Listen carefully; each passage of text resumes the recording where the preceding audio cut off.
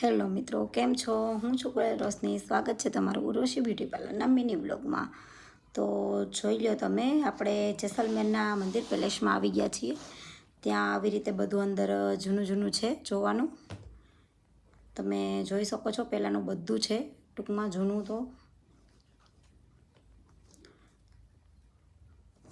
બધી વસ્તુ હતી અંદર જૂની. બને એટલું દેખાડવાનો પ્રયત્ન કર્યો છે. જૂના વાસણ છે, એ ટુ ઝેડ વસ્તુ તમે જોઈ લો સારી રીતે. જો તમને મારા વિડીયો જોવા ગમતા હોય તો લાઈક, શેર, સબસ્ક્રાઈબ કરી દેજો. અમારા બેનને હાય કહી દેજો કમેન્ટમાં. બાકી અમારા હસબન્ડના ફ્રેન્ડ છે. બાકી તમે જોઈ શકો છો કે એવું દેખાય છે આખું ઓવરઓલ.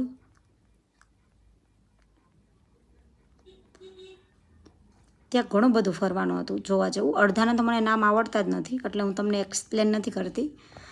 તમને કોઈને ખબર હોય તો કોમેન્ટ કરજો.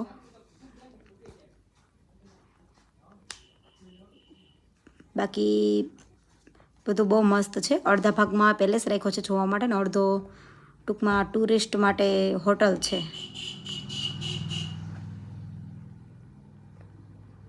હવે બીજી જગ્યાએ જઈએ છીએ, તો અમે અહીંયા ઓટો લીધી હતી, જેથી કરીને એ લોકો આપણને બધું ફેરવી શકે. આપણને તો ખબર ન હોય ક્યાં શું આવ્યું એ. અને એ લોકોની ગલી પણ બહુ નાની હતી, જે આ કાર તો આપણી જઈ જ ન શકે. એ ભાઈ પછી સમજાવતા હતા કે આવી રીતે આમ કરીને અહીંયા જાજો.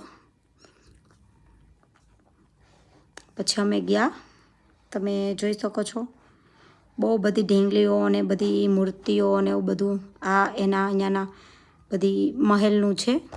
5 મહેલ હતા અહીંયા. આ એનો એન્ટ્રી ગેટ છે. બાકી બધું તમે જોઈ શકો છો, આવી મૂર્તિ ને બધું મળતું હતું અહીંયા.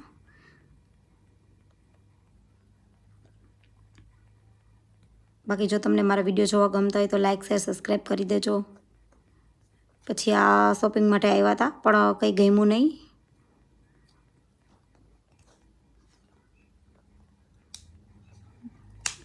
જોઈ શકો છો તમે કેવું છે બધું. પછી આ અંકલ ગાતા હતા એની ભાષામાં, રાજસ્થાની ભાષામાં ગીત ગાતા હતા. પછી હવે ત્યાંથી નીકળ્યા છીએ અને બીજી જગ્યાએ જઈ રહ્યા છીએ. તમે જોઈ શકો છો. જો તમને વિડીયો જોવો ગમ્યો હોય તો લાઈક, શેર, સબસ્ક્રાઈબ કરી દેજો. Thank you.